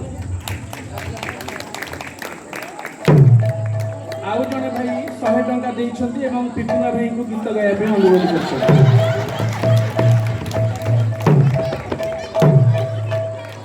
ତେଣୁକରି ପ୍ରତ୍ୟେକଙ୍କୁ ଧନ୍ୟବାଦ। ସମୟ ନାହିଁ, ମୁଁ ବିଷୟରେ ଟପିକରେ ଯିବି ବୋଲି ହେଲେ ଆଉ ହବନି। ତେଣୁକରି ଲାଲଟୁ ଭାଇ ଗାଇଲେ ମାଟିର ମଣିଷ ମାଟିରେ ମିଶିବ। ଆଜ୍ଞା ଜନ୍ମ ଆମେ ସୃଷ୍ଟି ହେଇଥିଲୁ, ନିର୍ମାଣ ହେଇଥିଲୁ ମାଟିରେ, ସେଇ ମାଟିରେ ଆମେ ମିଶିଯିବା। କିନ୍ତୁ ଏଇ ମାଟିର ମଣିଷ ମାଟିରେ ମିଶିବ। ଆଜ୍ଞା ମଣିଷ ଜୀବନରେ କ'ଣ ଅଛି ବୋଧେ ମନେ ପଡ଼ିଯାଉଛି ବାଙ୍ଗୁ ଭାଇ। ଟପିକ ତା ବାଟରେ ଥାଉ, ଆଉ ହବନି କାହିଁକିନା ସମୟ ନାହିଁ ହେଲା। ତେଣୁକରି ମଣିଷ ଜାଣିଛି ଜନ୍ମ ହେଇଛି ଦିନେ ମରିବ ଦିନେ, ନିଶ୍ଚୟ ନିଶ୍ଚୟ ମଲେ ତାର ବିଚାର ଅଛି। ତେଣୁକରି ମଣିଷ କରୁଛି କ'ଣ? କଣ କରୁଛି? ରେ ମଣିଷ ଜାଣିଛି ଜୀବନ ତାର ଏଇ ଦିନ, ତଥାପି ଗୋଟିଏ ରାତିରେ ଦେଖେ ଲୋକେ ସପନ। ମଣିଷ ଜାଣିଛି ଜୀବନ ତାର ଏଇ ଦିନ, ତଥାପି ଗୋଟିଏ ରାତିରେ ଦେଖେ ଲୋକେ ସପନ। ମଣିଷ ଜାଣିଛି ଜୀବନ ତାର ଏଇ ଦିନ, ତଥାପି ଗୋଟିଏ ରାତିରେ ଦେଖେ ଲୋକେ ସପନ। ମଣିଷ ଜାଣିଛି ଜୀବନ ତାର ଏଇ ଦିନ, ତଥାପି ଗୋଟିଏ ରାତିରେ ଦେଖେ ଲୋକେ ସପନ। ମଣିଷ ଜାଣିଛି 2.5 ଦିନ ପାଇଁ ଏ ଜଗତକୁ ଆସିଛି। ଆଜ୍ଞା ଆଜ୍ଞା 2.5 ଦିନ ଯୋଉ ଦିନ ତାର ସରିଯିବ ଆଜ୍ଞା ସେ ତା ବାଟରେ ଯିବ ନୁହେଁ। ହେଇଯିବ। ଆଜ୍ଞା ଆମର କେତେ ଦିନ ହେଲାଣି ଏ ଜଗତକୁ ଆସିବାରେ? ଆମ ମାନଙ୍କର କେତେ ଦିନ ହେଲାଣି କିଏ କହିପାରିବ? ଆମର ଆସ୍ଥା 2.5 ଦିନ ପାଇଁ ଆମେ ଆସିଛେ। ବର୍ତ୍ତମାନ ଏ ଜଗତରେ ଆମ ମାନଙ୍କର କେତେ ଦିନ ହେଲାଣି କହିପାରିବ? 2 ଦିନ ହେଇଛି, ମାତ୍ର 2 ଦିନ ହେଇଛି। କେମିତି? ପବିତ୍ର ବାକ୍ୟ କହେ ଗୋଟିଏ ଦିନ ଈଶ୍ୱରଙ୍କ ଆଗରେ କେତେ ସହସ୍ର ବର୍ଷ? ସହସ୍ର ବର୍ଷ। ସହସ୍ର ବର୍ଷ ଯଦି ଗୋଟିଏ ଦିନ ହେଲା ଆଜ୍ଞା 2000 ମସିହା 200 ଗଲା, ଆମର 2 ଦିନ ପଳେଇଲା, ଅଧ ଦିନରେ ଅଛି। ତଥାପି ମଣିଷ କରୁଛି କ'ଣ? ସ୍ୱପ୍ନ ଦେଖୁଛି ଦିନରେ। ବାଙ୍ଗୁଲ ଭାଇ ଆଜ୍ଞା ସବୁ ସ୍ୱପ୍ନ କ'ଣ ସତ ହେଲାଣି? ନା ସବୁ ଆଶା ପୂରଣ ବାଇ ହେଲାଣି? ଚାନ୍ସ ସତ ତେଣୁ ହେଇଛି କ'ଣ? ଆରେ ମଣିଷ ଜାଣିଛି ଜୀବନଟା ତାର ଅସାର। ମଣିଷ ଜାଣିଛି ଜୀବନଟା ତାର ଅସାର। ସ୍ୱର୍ଗକୁ ଚିଡ଼ି ବାନ୍ଧିବ ବୋଲି କରେ ବିଚାର। ସ୍ୱର୍ଗକୁ ଚିଡ଼ି ବାନ୍ଧିବ ବୋଲି କରେ ବିଚାର। ଆରେ ଜୀବନରେ ଦିନରେ କରୁ କେତେ ମରେଇ, ଜୀବନରେ ଦିନରେ କରୁ କେତେ ମରେଇ। ଦେହ ଛାଡ଼ି ଉଡ଼ି ଜୀବରେ ଦିନେ ପ୍ରାଣ ଚଢ଼େଇ। ଜୀବନରେ ଦିନରେ କରୁ କେତେ ମରେଇ, ଦେହ ଛାଡ଼ି ଉଡ଼ି ଜୀବରେ ଦିନେ ପ୍ରାଣ ଚଢ଼େଇ। ଏ ମଣିଷ ଜାଣିଛି ସେ ଯେଉଁ ଧର୍ମ କର୍ମ କରୁଛି ଆଜ୍ଞା ଲୋକ ଦେଖେ ଧର୍ମ କର୍ମ କରୁଛି, ତାର କାର୍ଯ୍ୟ ସବୁ ଅସାର। ତତରେ ମନେ ମନେ ଚିନ୍ତା କରିଛି ସ୍ୱର୍ଗକୁ ଯିବ ସିଡ଼ି ବାନ୍ଧିଛି। ଆଜ୍ଞା ସ୍ୱର୍ଗକୁ ଯୋଉ ସିଡିଟି ଅଛି ମତେ ଟିକେ ଦେବେ, ମୁଁ ଟିକେ ଚଢି ଯାଆନ୍ତିନି। ଚଢି ପାରିବନି। ଲୁହାର ସିଡ଼ି ନୁହଁ କି ବାଉଁଶର ସିଡ଼ି ନୁହଁ, ମନ ରୂପକ ସିଡ଼ିରେ ଆଜି ମନୁଷ୍ୟ ଚିନ୍ତା କରିଛି। ସେ ଯେଉଁ କାର୍ଯ୍ୟ କରୁଛି ତାର କାର୍ଯ୍ୟ ତାକୁ ସ୍ୱର୍ଗ ନେଇକି ଯିବ। କିନ୍ତୁ ଜିସାଏ କଣ କହୁଛନ୍ତି? କଣ କହିଲେ? ତୁମ୍ଭମାନଙ୍କର କାର୍ଯ୍ୟ ସବୁ ଅଶୁଚି ବସ୍ତ୍ର ତୁଲ୍ୟ। ଯୋଉ କାର୍ଯ୍ୟ ଆମେ କରୁଛୁ, ଯୋଉ ଧର୍ମ କର୍ମ ଆମେ କରୁଛୁ, ଲୋକ ଦେଖାଣିଆ କରୁନୁ ତ। ଖାଲି ସେତିକି ନୁହଁ, ଆରେ ଜୀବନଟା ହାତ ସଉଦା ସାରି ଯିବାକୁ ହେବ। ଜୀବନଟା ହାତ ସଉଦା ସାରି ଯିବାକୁ ହେବ। ସଉଦା ସରିଲେ ନିମିତେ ଦଣ୍ଡେ କିଏ ରଖିବ? ସଉଦା ସରିଲେ ନିମିତେ ଦଣ୍ଡେ କିଏ ରଖିବ? ଆରେ ମଣିଷ ଜାଣିଛି ଜୀବନ ତାର ମରେ ଦିନ, ତଥାପି ଗୋଟିଏ ରାତିରେ ଦେଖେ ଲକ୍ଷେ ସପନ। ତେଣୁକରି ହାଟ ସଉଦା ପାଇଁ ଆସିଛେ। ସଉଦା ଦୋକାନରୁ କିଣିଦବା, ଦୋକାନୀ କି ପଇସା ଦେଇଦବା। ଯଦି 2 ମିନିଟ୍ ଛିଡା ହବା ଦୋକାନ କହିବ ସାଇଡ ଦେ, ସଉଦା ହେଇଗଲାଣି, ତୁ ଘରକୁ ଯା, ଏଠି ଭିଡ କର। ପଛ ଲୋକ ଅଛି ଦୋକାନରୁ ସଉଦା ନ ବୋଲି। ତେଣୁକରି ଗୋଟିଏ କଥା ଅଛି, world is stage, life is drama, man is actor, Garh is director. ତାଙ୍କ ନିର୍ଦ୍ଦେଶନାରେ ଆମେ ଗୋଟିଏ ଗୋଟିଏ ଅଭିନେତା ଅଭିନୟ କରି ଚାଲିଛେ। ଯୋଉ ଦିନ ଆମମାନଙ୍କର ଅଭିନୟ ସରିବ ପୁଣି ବାବୁଲ।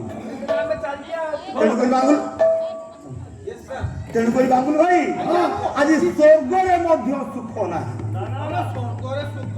ନାହିଁ ମୁଁ କହୁନି, ଚିନ୍ତାମଣି ମହାନ୍ତି କହୁଛି।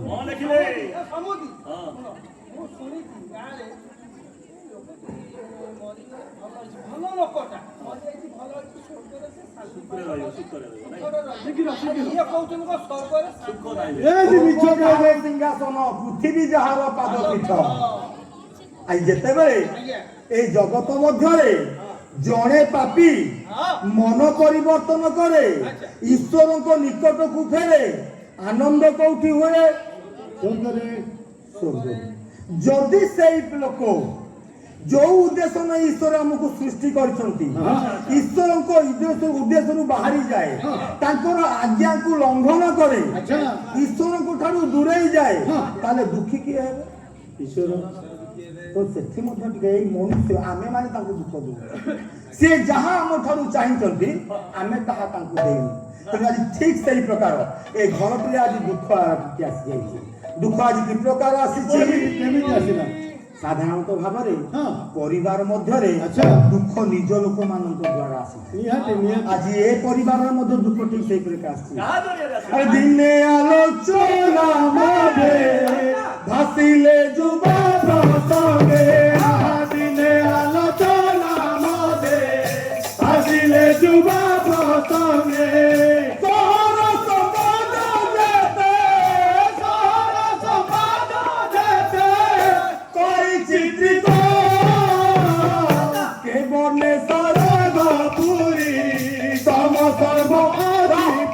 ତେଣୁକରି ସାଙ୍ଗମାନେ ସାନ ପୁଅ ଯେତେବେଳେ ସାଙ୍ଗମାନଙ୍କ ସହିତ ଖେଳୁଛି, ଆଜି ସାଙ୍ଗମାନଙ୍କ ଭିତରେ ଆଲୋଚନା ହଉଛି, ରେ ଭାଇ ଏତେ ଦିନ ହବ ତ ତୁ ଆସିନଥିଲୁ, ତୋର ଦେଖା ନାହିଁ, କୁଆଡେ ଯାଇଥିଲୁ? ପୁରୀ ଯାଇଥିଲୁ? ଆରେ ପୁରୀରେ କଣ କଣ ଦେଖିଲୁ? ଲୋକ ବସିଛନ୍ତି ଯାତ୍ରୀ, କି ସମୁଦ୍ର କୂଳ ହେଇଛି। ଆଜ୍ଞା ଯେତେବେଳେ ସାଙ୍ଗମାନଙ୍କ ଠାରୁ ଯୁବାଟି ଏତେ କଥା ଶୁଣିଛି, ସେଦିନ ଏଦନ ଉଦ୍ୟାନ କଥା ମନେ ପକାଏ। 110 ଜ୍ଞାନଦାୟକ ବୃକ୍ଷର ଫଳ ସଦାପ୍ରଭୁ ମନା କରିଥିଲେ ତୁମେ ଖାଇବନି। ସାପ ଭୁଲେଇଲା, ସାପର ଭୁଲା କଥାରେ ହବା ଆଜି ଆକୃଷ୍ଟ ହେଲେ। ଆଜି ସେଇ ଯୁବାକୁ ସହର ରୂପ ଆଜି ଆକର୍ଷଣ କରୁଛି। କେମିତି?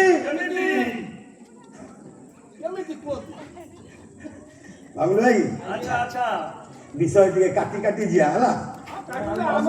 আরে অস্কান্ত জেনে আকর্ষই ওই তেসনে যুবা মানস, তেসনে যুবা মানস, রে ভরা তেসনে যুবা মানস, হই আকর্ষিত শহরে বাস, হই আকর্ষিত শহরে বাস, করিবাকু করে আস সে মর, সে কুমর, সে জীবিত পরিবার সে কুমর। ଯେତେବେଳେ ଯୁବାଟି ଶୁଣିଛି ସହରରେ ଗଲେ ଆନନ୍ଦ ମିଳିବ, ସହରରେ ଗଲେ ଖୁସି ମିଳିବ, ଆଜି ମୋ ଇଚ୍ଛାରେ ମୁଁ ବଞ୍ଚି ପାରିବି।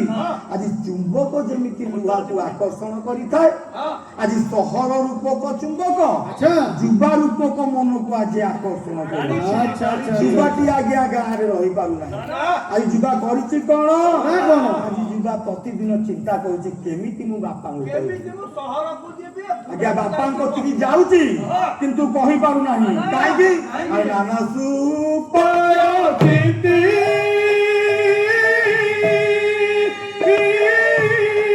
ପିତା ପାଶେ କରେ ଗତି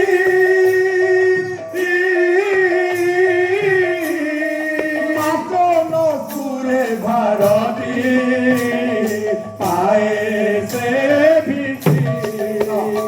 ତେଣୁକରି ଆଜି ବାପାଙ୍କ ନିକଟକୁ ଯାଉଛି, ବାପା ବୋଲି ଡାକୁଛି କିନ୍ତୁ ଆଜ୍ଞା କହିପାରୁନାହିଁ। କାହିଁକି କହିପାରୁନାହିଁ?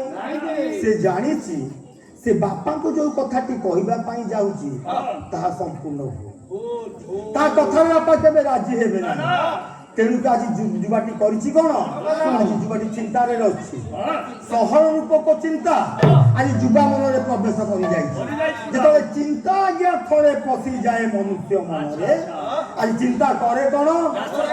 ଚିନ୍ତା ଦୋର ମଧ୍ୟରେ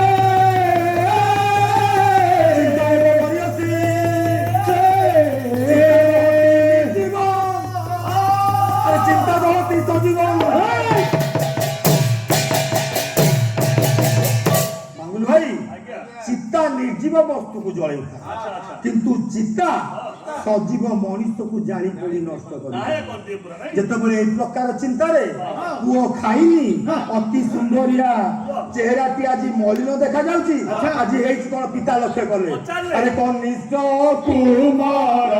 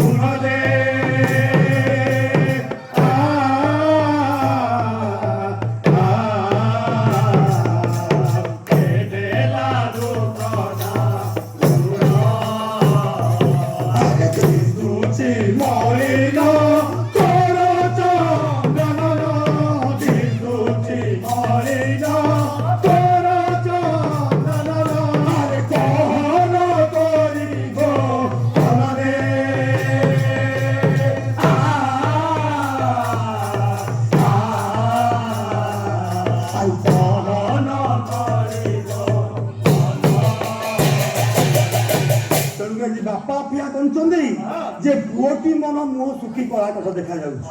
ତେଣୁକରି ପୁଅକୁ ପଚାରୁଛନ୍ତି, ବାବୁରେ ଧନରେ ତୋର ହେଇଛି କଣ? ତୁ ଏଡେ ସୁନ୍ଦର ଥିଲୁ, ଏତେ ସ୍ୱାସ୍ଥ୍ୟବନ୍ତ ଥିଲୁ, ଆଜିକାଲି ତ ତୋର ଦେହ ଝଡ଼ିଗଲାଣି, ତୁ ଶୁଖିକା କଳା କାଠ ପଡ଼ିଗଲୁଣି।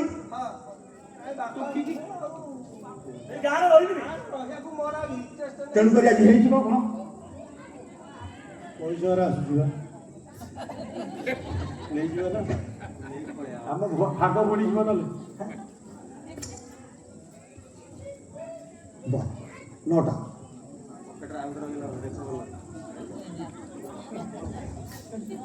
ଗ୍ରାମର ପୁଅ ରାଜେଶ ପ୍ରଧାନ ସେ ଗାୟକଙ୍କର ଗାଇବାରେ ଆଉ ବୁଝାଇବାରେ ମୁଗ୍ଧ ହୋଇ 400 ଟଙ୍କା ପ୍ରଦାନ କରିଛନ୍ତି।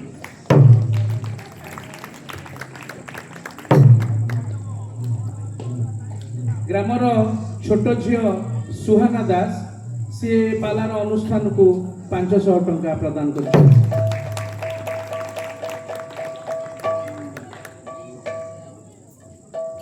ଧର୍ମପୁର ଗ୍ରାମର ସିତୁ ଭାଇ ସିଏ ଗାୟକଙ୍କର ଗାଇବାରେ ଆଉ ବୁଝାଇବାରେ ମୁଗ୍ଧ ହୋଇ 200 ଟଙ୍କା ପ୍ରଦାନ କରିଛନ୍ତି।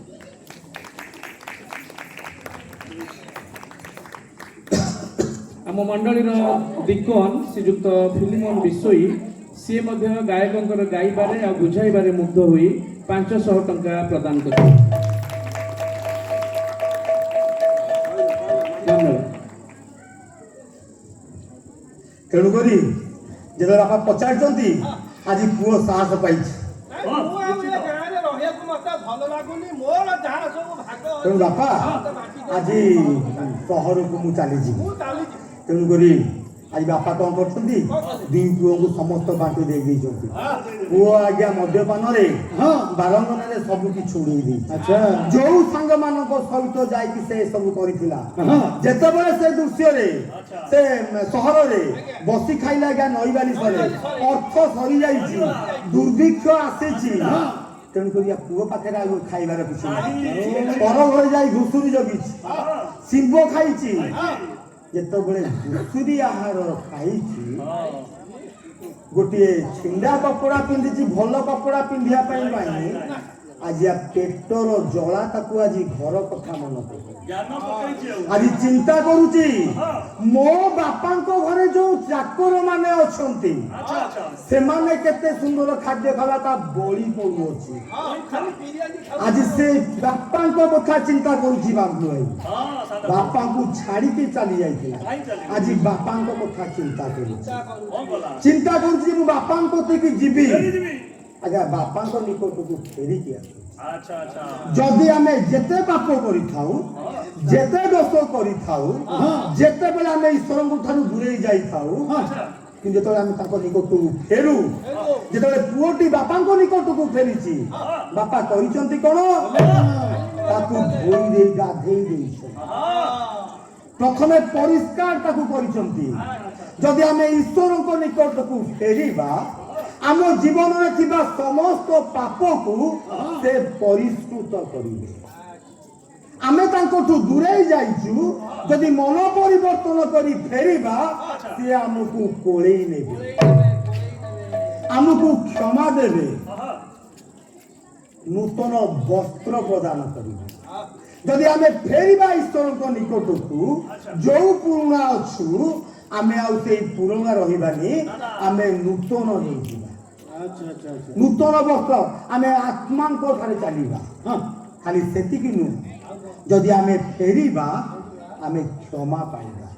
ଯୋଉ ଦୋଷ କରିଥିଲୁ, ଆମେ ପିତାଙ୍କ ଠାରୁ ଦୂରେଇ ଯାଇଥିଲୁ, ତାହେଲେ ଆମେ କ୍ଷମା ପିତା ଆମକୁ କ୍ଷମା କରିବେ। ଖାଲି ସେତିକି ନୁହଁ ଆଜ୍ଞା, ପରିତ୍ରାଣ କି ଦିଏ କଣ?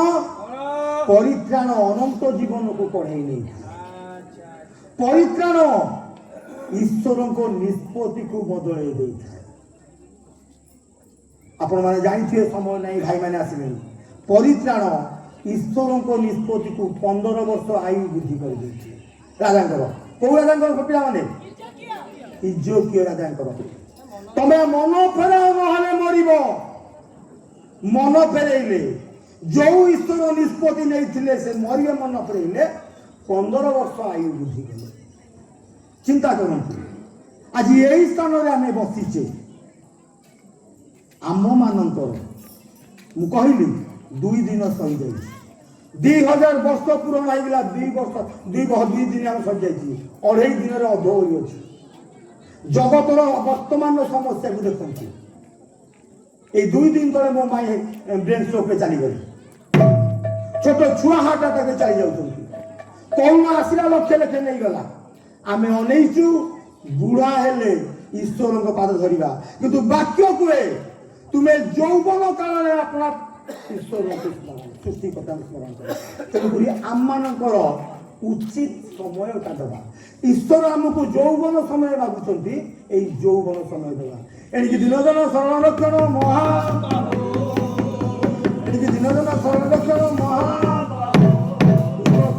ବୁଧବନିତା ତଥା ମୋର ସମୀକ୍ଷକ ମହାଶୟ ତଥା ଏଇ ମଣ୍ଡଳୀର ପ୍ରତ୍ୟେକ କର୍ମକର୍ତ୍ତାଙ୍କର, ଉଦ୍ୟୋଗ ସମିତିର ପ୍ରତ୍ୟେକ କର୍ମକର୍ତ୍ତା, ପ୍ରତ୍ୟେକ ସଭ୍ୟସାଚୀମାନଙ୍କର, ଯୋଉ ଝିଅମାନେ ଆସି କାର୍ଯ୍ୟକ୍ରମ ସେମାନଙ୍କର, ଯୋଉ ପୁଅମାନେ ରୋଷେଇ କରି ପାଲାମାନଙ୍କର ଦାୟିତ୍ୱ ନେଉଛି ସେମାନଙ୍କର, ବିଶେଷ କରି ମୋ ଦର୍ଶକ ମଣ୍ଡଳୀଙ୍କର, ସର୍ବ ଜଗତର ଦୁଃଖ